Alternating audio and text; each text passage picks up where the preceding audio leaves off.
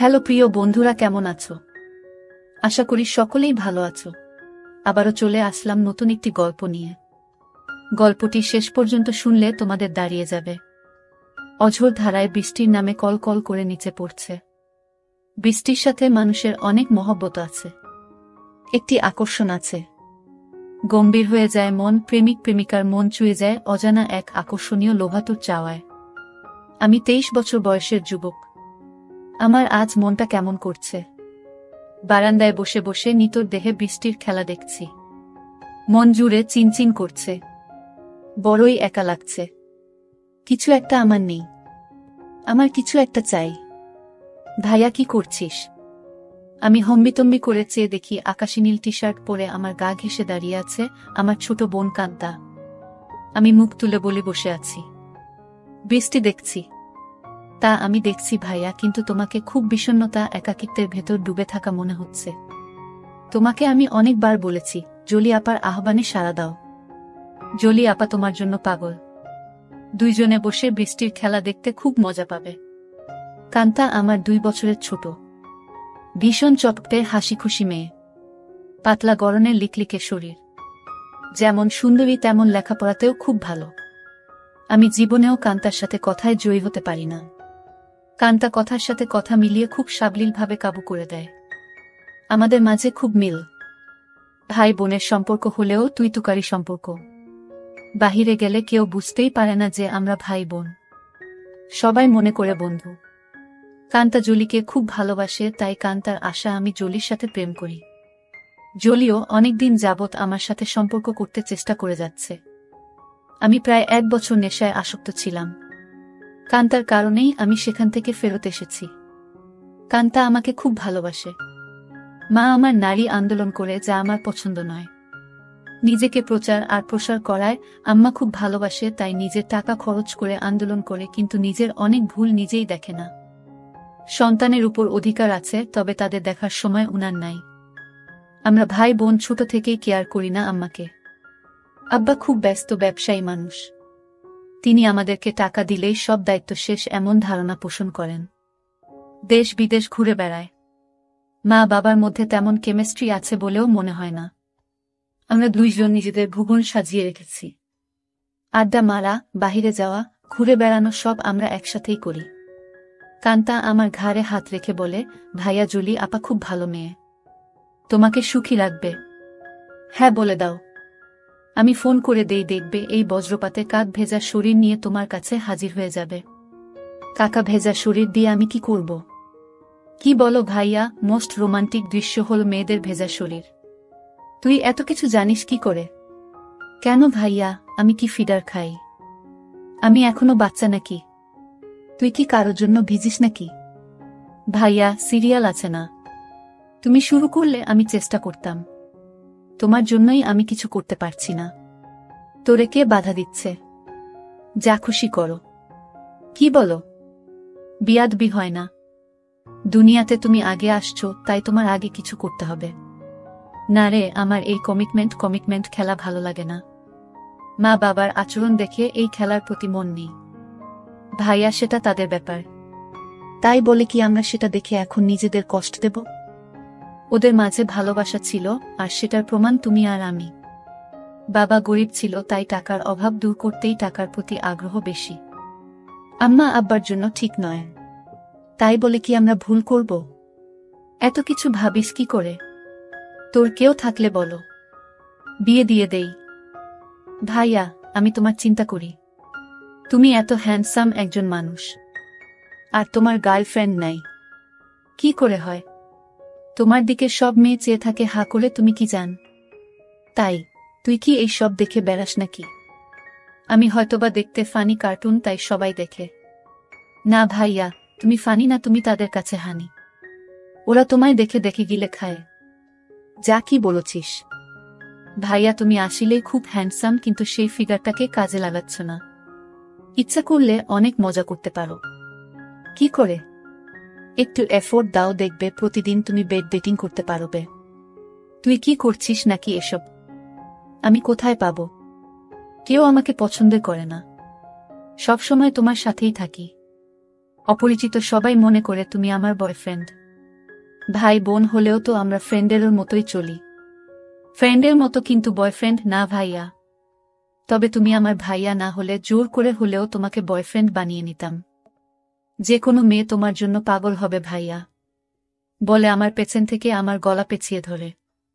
আমি বাধা না দিয়ে বসে থাকি, আর কান্তা আমার বুকে হাত বুলিয়ে দিয়ে বলছে, জলি আপা তোমার এই সুটাম দেহের পাগল ভাইয়া, হাত বাড়িয়ে দাও, এনজয় করো। কান্তার হাত যেন থামছেই না। আমার শরীরে তৈরি হচ্ছে এক ধরনের কেমিস্ট্রি। চোখ বন্ধ হয়ে আসছে আরামে। আমি হাত ধরে ছাড়ানোর চেষ্টা করে বলি, কিরে তোর কি হয়েছে? তুই কি জলি হয়ে গেছিস নাকি? যেভাবে হাত দিচ্ছিস যেন তুই নিজেই জলি। কেন ভাইয়া, আমাকে কি জলি আপা মনে হচ্ছে? আমি তো জলি আপারও মতো না। কে বলছে? তুই অনেক সুন্দরী। কে আছে তোর মতো এত সুন্দর? আমি যদি তোমার বোন না হতাম, তুমি কি আমার সাথে প্রেম করতে? অবশ্যই করতাম। তোর মতো রূপবতী রাজকন্যা পাওয়া ভাগ্যের ব্যাপারও। কান্তা চট করে আমার সামনে এসে বসে আমার দুই পায়ের ফাঁকে আমার দিকে চেয়ে থেকে বলে, ধন্যবাদ ভাইয়া, তোমার কাছ থেকে কমপ্লিমেন্ট পেয়ে আমি অনেক খুশি। You deserve a kiss from me, বলেই দিয়ে দেয় আমি কিছু বোঝার আগেই। কি করছিস কান্তা? কেন ভাইয়া, ভালো লাগেনি? ভাই বোনে লিপ টু লিপ দেয় নাকি? কুইক হয়।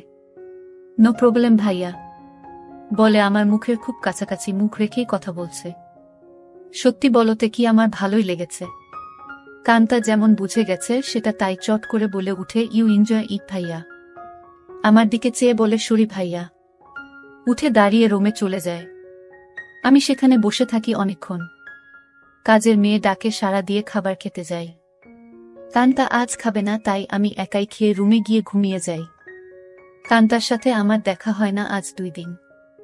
লজ্জায় আমিও দেখা করার ইচ্ছা করিনি, কিন্তু আজ আমাদের নানিকে দেখতে যাওয়ার কথা এবং খালাতো ভাইয়ের বিয়ের ব্যাপারে আমাদের অনুষ্ঠানের পরিকল্পনা নিয়ে সকল আত্মীয়স্বজন নিয়ে মিটিং আছে সন্ধ্যায় খালার বাসায়। কান্তার মোবাইলে টেক্সট দিয়ে আমাকে জানিয়ে রেখে বলে সে খালার বাসায় চলে যাবে, যেন আমি মিস না করি, কিন্তু নানির বাসায় সে যাবে না। আমি নানির বাসা থেকে খালার বাসায় গিয়ে দেখি সবাই বসে আছে। আমাদের মিটিং শেষ করে রাত 12। একটা হোভার ডেকে বাসায় আসি। প্রায় সবাই গাড়ি নিয়েছিল, কিন্তু কান্তা কারো লিফট নিতে নারাজ।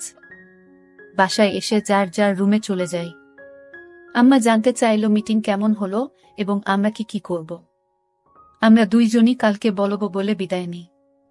আম্মা শুধু বলল, আগামীকাল আমরা কক্সবাজার যাব, তোরা কি যেতে চাস নাকি? আমি বললাম না। কান্তা জবাব না দিয়ে চলে যায়।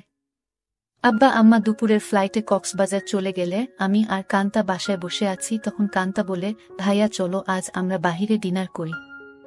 আমি রাজি হতেই কান্তা ধন্যবাদ দিয়ে কাজের মেয়েকে বলে, আমরা রাতে খাবো না আজ, তুই ইচ্ছা করলে ছুটি নিতে পারিস, কালকেও আমরা থাকবো না। আমাদের আগেই কাজের মেয়ে চলে যায় তার স্বামীর বাসায়। আমরা বিকালে বাহির হই ডিনারের জন্য। কান্তা ইচ্ছা করে খুব সুন্দর একটা ড্রেস পরে। দেখতে খুব সুন্দর লাগছিল। ড্রেস দেখে কেউ বলবে না আমি তার ভাই। ভাইয়ের সাথে ডিনার করতে যাচ্ছে। কান্তার চেয়ে থাকা যেন আমার ভালো লাগছে না। কি যেন সে বলতে চায়, কি যেন লুকিয়ে আছে কান্তার ভেতরে। ভাইয়া তুই আমার প্রতি রেগে আছিস? সেটা কিন্তু একটা ফান ছিল, কেমন করে যেন একটু বেশি হয়ে গেল, তাই না? সরি ভাইয়া, বাদ দে সেই কথা। আমরা তো ভাই বোন, কিন্তু বন্ধু বটে। আমরা ডিনার করে রাত 10টায় আমরা বাসায় চলে আসি। কান্তা ড্রেস চেঞ্জ করে নিচে টিভি দেখতে আসলে দেখে আমি বসে আছি। ভাইয়া চেঞ্জ করে আস, মুভি দেখব। আগামীকাল কয়েকজনকে ডেকে নিয়ে পার্টি দেব। কি বলো? বেশি না, তুই যাকে ইচ্ছা বলে দিস আসতে। আমি রাজি, যেন ওসব জিনিস না আনে। আমি একটা শর্ট পরে নিচে এসে একটা হিন্দি মুভি দেখছি। কান্তাও শর্ট পরা। মা বাবা না থাকলে আমরা প্রায় সময়ই তা পড়ি। অনেকক্ষণ কান্তা কোনো কথাই বলেনি। অন্য সময় মুভি পছন্দ না হলে বা সাউন্ড বেশি কম নিয়ে ঝগড়া করে। আমি প্রথম কথা বলি, কিরে কান্তা কফি খাবি? দাঁড়াও ভাইয়া, আমি বানিয়ে নিয়ে আসি, বলে কিচেনে চলে যায় এবং কেটলিতে পানির সুইচটা দিয়ে অপেক্ষা করে। আমিও গিয়ে পাশে দাঁড়াই আর বলি, তোর মন খারাপ নাকি? কিছু তো বল।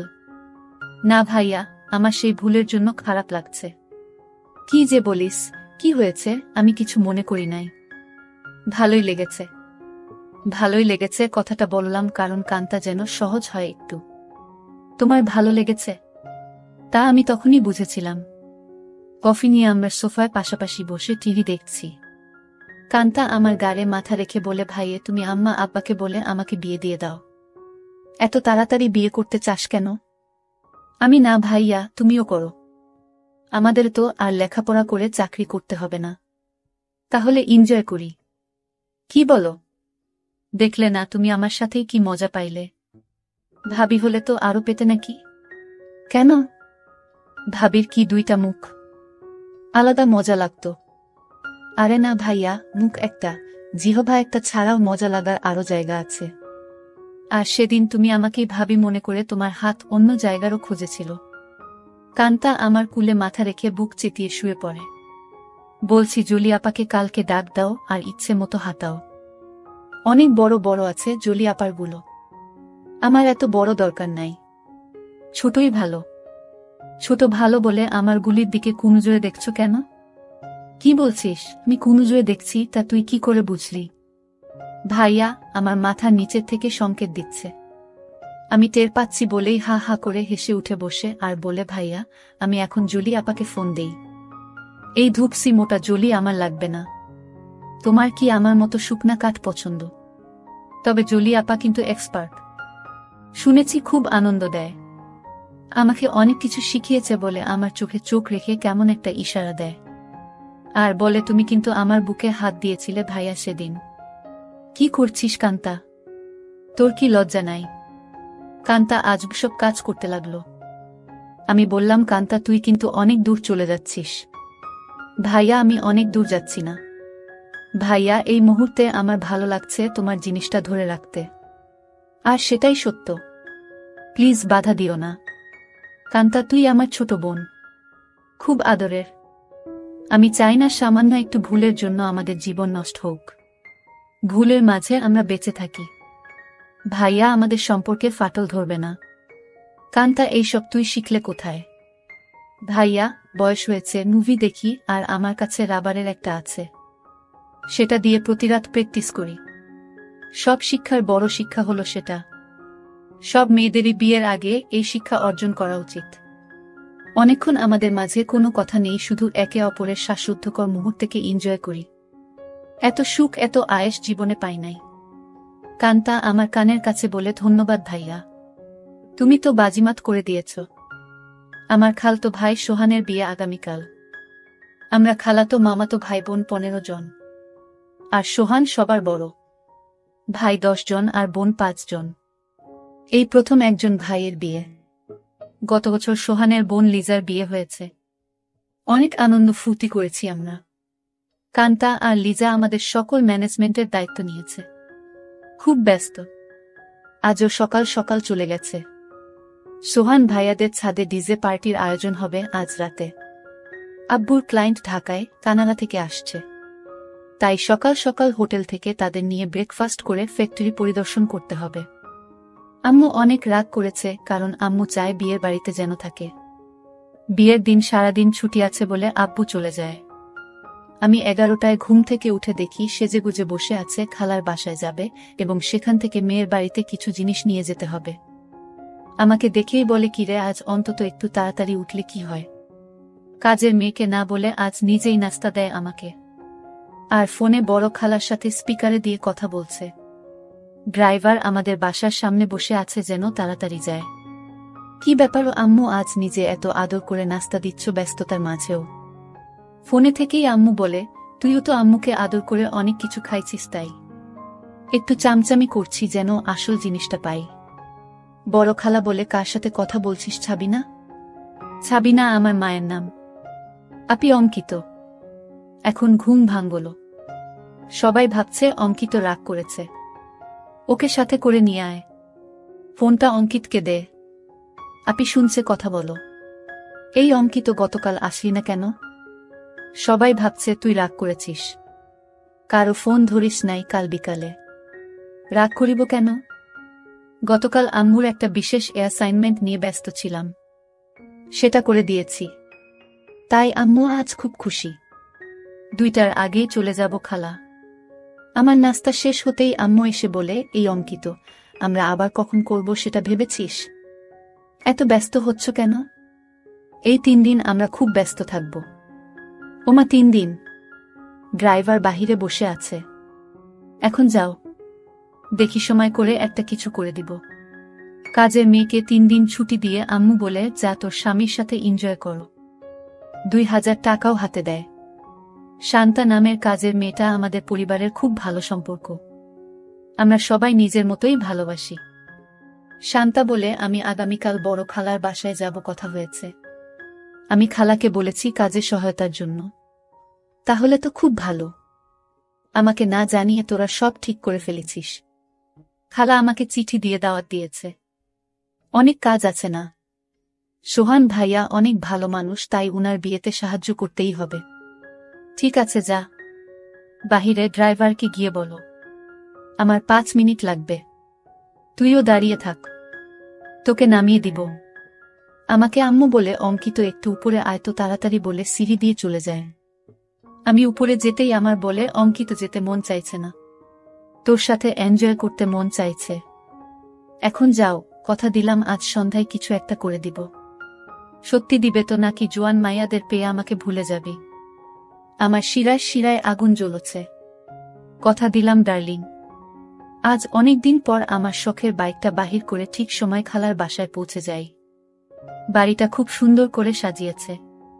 গুলশানে এমন 3 তালা বাড়ি আর সামনে পেছনে বাগানওয়ালা বাড়ি খুব কম। এক পাশের বাবুর্চিখানা বানিয়েছে, সেখানে মিতু আপা দায়িত্বে। যার যা দরকার মিতু আপা অর্ডার করে।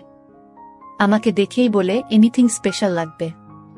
না আপু, সবার স্পেশাল থেকে একটু একটু করে চেকে নিলেই আমার হবে। ভেতরে ঢুকেই কান্তার সাথে দেখা। ভাইয়া এসেছিস? চল উপরে যাবি ছাদে, আয়োজন কেমন হয়েছে দেখবি। বলে টেনে উপরে নিয়ে যায়। সাথে সাথে অনেকেই যায়। খুব সুন্দর হয়েছে। পার্টি কখন শুরু হবে? 6টার সময়, 12টায় শেষ। কান্তা সবাইকে বলে, এই তোরা সবাই নিচে যা, খাবারের কি খবর দেখো। আমি ভাইয়ার সাথে একটা সিক্রেট কথা বলে আসছি। নিশা রাগ করে বলে, এক বাসায় থাকো, সিক্রেট কথা বাসায় বলে আসতে পারো না? যা পাকনামি করবি না। যখন আসছি ভাইয়া ঘুমাচ্ছিল। এই সিক্রেট কথাটা না বললে কাজে মন দিতে পারছি না। কান্তা আমাকে এক কোনায় নিয়ে বলে, কি খবর মাই হিরো? রাতে টায়ার্ড ছিলে তাই বলে কি দরজা বন্ধ করে ঘুমিয়েছিলে? সকাল থেকে ছটপট করেছি, জানি তুই ডিস্টার্ব করবি তাই বন্ধ করে দিয়েছিলাম ভালো ঘুমের জন্য। ভাইয়া আমরা 1 বোতল শরাব নিয়ে আসছি, রাতে খাবো। খাবি নাকি? দেখা যাক। কান্তা মুচকি হাসি দিয়ে চলে যায়। জমে উঠেছে আমাদের ডিজে পার্টি। সোহানের চোখে মুখে আনন্দ। 3 বছরের প্রেমিকা তিন্নি বউ হয়ে ঘরে আসছে। মা বাবা ভাই বোন বন্ধু বান্ধব মিলিয়ে প্রায় 15 জন মানুষ ছাদে খাচ্ছে, গল্প করছে, মিউজিক শুনছে, ড্যান্স করছে। আমার কাছে এই সব আনন্দ খুব বাড়াবাড়ি মনে হচ্ছে। অর্থা টাকা পয়সা নষ্ট। দেশে অনেক গরিব আছে, সেই দিকে খেয়াল রাখা উচিত আমাদের। আমি কথা প্রসঙ্গে সোহান ভাইয়ার সাথে শেয়ার করি। সোহান ভাইয়া উঠে দাঁড়িয়ে মাইকের কাছে চলে যায় এবং মাইক হাতে নিয়ে বলে, লেডিস অ্যান্ড জেন্টস, আমার ছোট ভাই অঙ্কিত এইমাত্র আমাকে বলল ওর কাছে এই পার্টি খুব বাড়াবাড়ি মনে হচ্ছে। অর্থা আমরা টাকা পয়সা খরচ করছি। অঙ্কিতের কথাটা আমার ভালো লেগেছে। আমি আমার ব্যক্তিগত ফান্ড থেকে 5 লক্ষ টাকা আমার খালা ছাবিনার মাধ্যমে গরিব অসহায় মহিলাদের সাহায্য করব। সবাই হাত তালি দিয়ে সোহান ভাইয়ার চেয়ে আমাকেই বেশি ধন্যবাদ জানায়। আম্মু আমার কাছে এসে বলে, অনেক খুশি হয়েছি। আরও বেশ কয়েকজন এই ফান্ডে দান করেন। প্রায় 30 লক্ষ টাকার প্রমিস হয়। আম্মু মাইকে গিয়ে সবাইকে ধন্যবাদ জানিয়ে বলে, কি করে সঠিকভাবে এই ফান্ড ভালো কাজে ব্যবহার হয় সেই জন্য অঙ্কিত সোহান আমার সাথে কাজ করবে। সোহান ভাইয়া আমাকেই দায়িত্ব দিয়ে দেয় যেন আম্মুর সাথে কাজটা সঠিকভাবে করি। আম্মু আবার আমার কাছে এসে বলে, আর দেরি সহ্য হচ্ছে না। আম্মু পাগল নাকি তুমি? কান্তা আমাদের পাশে এসেই বলে, কি খবর ভাইয়া? আম্মুর নতুন পার্টনার হয়ে গেলে। আমি কান্তাকে বলি, তুই ইচ্ছা করলে আমাদের পার্টনার হতে পারিস। বিনিময়ে কিছু দিতে হবে নাকি? আমাকে কিছু দিয়ে দিস হয়ে যাবে। এই কথাই তো আম্মু বলছিল, আর তুই চলে আসলি। দিয়ে দিব, নিয়ে যেও, পার্টনার হতে চাই বলে চলে গেল। আম্মু আবার বলে, এই অঙ্কিত কিছু বলো না, আমার এখন চাই। এখন কোথায় কি করে হবে? শত শত মানুষ। আমি জানি না, তুই একটা কিছু করো, নয়তো সবার সামনে খুলে ধরব কিন্তু। আম্মু কথা শেষ করতে না করতেই ফোন বেজে ওঠে। আম্মুর খুব ঘনিষ্ঠ বান্ধবীর স্বামী কার অ্যাক্সিডেন্ট করেছে। আম্মুর সাহায্য চায়। আম্মুর পরিচিত হাসপাতালে আছে। ওদের অবস্থা তেমন ভালো না। আম্মু সবার কাছে বলে কিছুক্ষণের জন্য যেতে চায়, সাথে আমাকেও নিয়ে যেতে চায়। সবাই তাড়াতাড়ি চলে আসার কথা বলে দেয়। কান্তা আমার পাশে এসে বলে, ভাইয়া কি খবর? আম্মু, দেখি তোমাকে ছাড়া এখন চোখে পথ দেখে না। কি ব্যাপার? আম্মু কান্তাকে বলে, তুই যদি যেতে চাস চল আমাদের সাথে। না আম্মু, তোমাদের ডিস্টার্ব হবে আমি গেলে। আমি এখানেই আছি। সোহান ভাইয়া ড্রাইভার আমাদের নামিয়ে দেয় হাসপাতালে। আম্মু ডাক্তারের সাথে দেখা করে বলে, উনি আমার রোগী, আপনারা চিকিৎসা করুন, টাকা পয়সা আমি দেখব। আম্মুর বান্ধবী শিলাকে সান্ত্বনা দিয়ে বলে, চিন্তা করিস না, ঠিক হয়ে যাবে, তোরা কোনো টাকা দিস না, আমি পরে এসে সব ঠিক করব। তোর কাছে টাকা না থাকলে বলিস। সোহানের বিয়ে বাসায় বহু মেহমান আমার জন্য অপেক্ষা করছে। আমি এখন যাই।